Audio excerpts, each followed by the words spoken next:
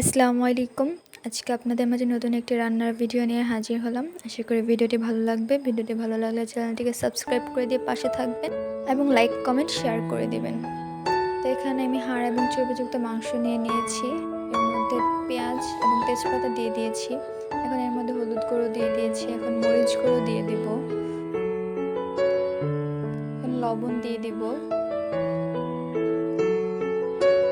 এখন এর মধ্যে ধনিয়া গুঁড়ো দিয়ে দিব এবং জিরে গুঁড়ো দিয়ে দিব। আদা বাটা দিয়ে দিব। আদা এবং রসুন একসাথে পেস্ট করা এখানে।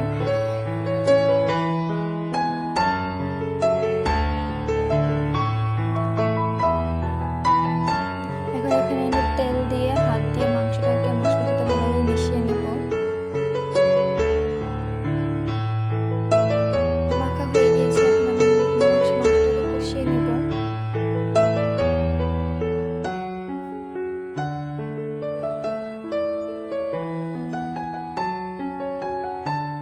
মাংসটা কষানো হয়ে গেলে এখানে আমি পুঁইশাকের ডাঁটা দিয়ে দিব।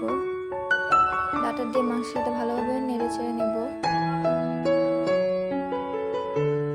এখন এটাকে আমি ঢাকনা দিয়ে ঢেকে দিব। এখন ঢাকনা উঠিয়ে এখানে আমি পুঁইশাক পাতা দিয়ে দিব।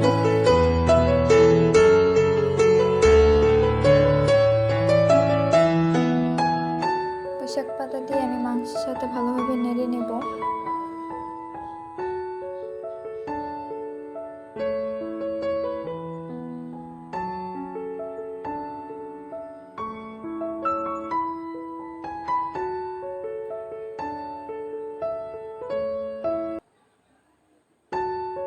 এখন এটাকে আমি ঢাকনা দিয়ে আবার ঢেকে দিব।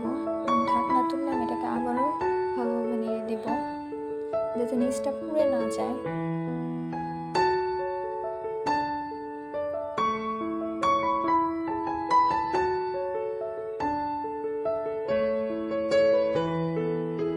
এখন এখানে আমি শাক বাটা দিয়ে দিব। শাক বাটা দিয়ে আমি মাংসের সাথে ভালোভাবে মিশিয়ে নেব।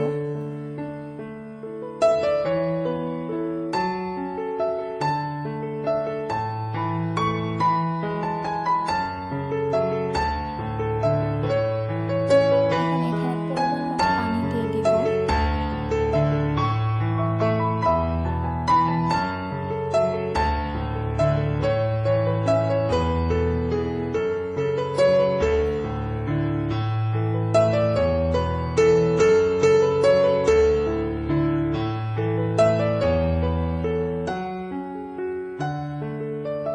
আমার এটা হয়ে গেছে।